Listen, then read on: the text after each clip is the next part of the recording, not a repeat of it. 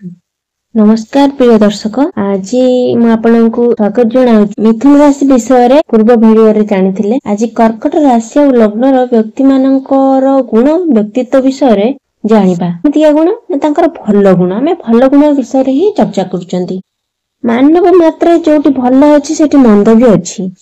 तेणु निज भीतर स्ट्रंग पॉइंट को जानी आग को बढ़िया हूँ मनीष सफलतार मार्ग है। लग्न और राशि प्रभाव संपूर्ण व्यक्तित्व पड़ी था देश काल ज्ञान नहीं कि समाज नहीं कि किए कोटी जन्म हो तो अलग कथा चलतु आग को एत कथा टी न बढ़े कि आम जाना कर्कट राशि संपूर्ण व्यक्तित्व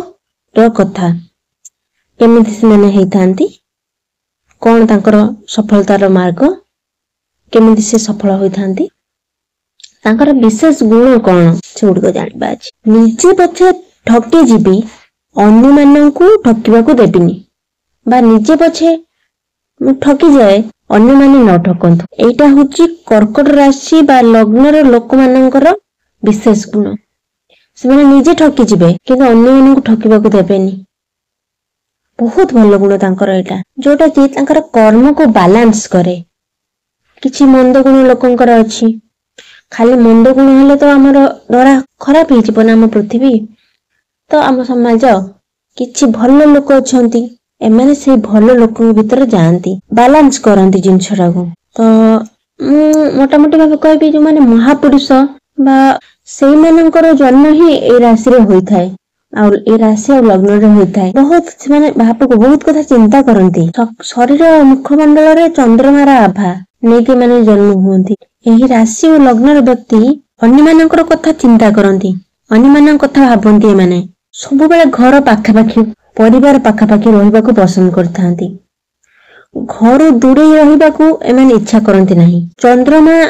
एकमात्र राशि होची कर्क राशि मानकर अलग ग्रह मानकर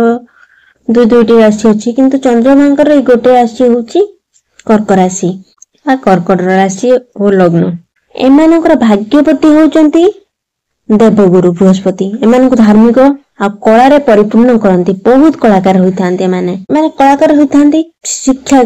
ज्ञान राजनीति प्रशासन क्षेत्र रे समाज रे जे कोनोसी क्षेत्र हो राशि लग्न जन्मित व्यक्ति माने सफलता लाभ करंती एमानक बहुत प्रसिद्धि मिलथाय एमान देखै हुंती नहीं सामाजिक कार्य को हृदय करंती जोटा भी करिवे समाज पई से माने भाबे कि करिवेनी कि ना मते के प्रशंसा करबे नहीं थाउ न थाउ समाने प्रशंसा को आशा करंतनी समाने चाहंती कि आमे साहाय्य करिवु समय अनुसार आज के समय रे के सा कथा चिंता करूची तो एमाने निज मन भितरु सेवा करंती हैला कि एमाने बहुत भावुक जेमति कि मु कहली भल पाइबा एमानकर बहुत थाए कहा जहा को थरे भल पाइबे एमानकर प्रतीक कोन कंकड़ा तार जो चिन्हटा अछि कर्कट राशि रो कंकड़ा रे कोन तार जो गोड़ अछि सेथरे जदी से गोटे जिंस को एमती धरि नबो से ताको केबे भी छाड़ीबनी से पछे छिड़ी जाऊ पछे जहा भी हे जाऊ किन से छाड़ीबनी सही भली एही राशि बा लग्न व्यक्ति माने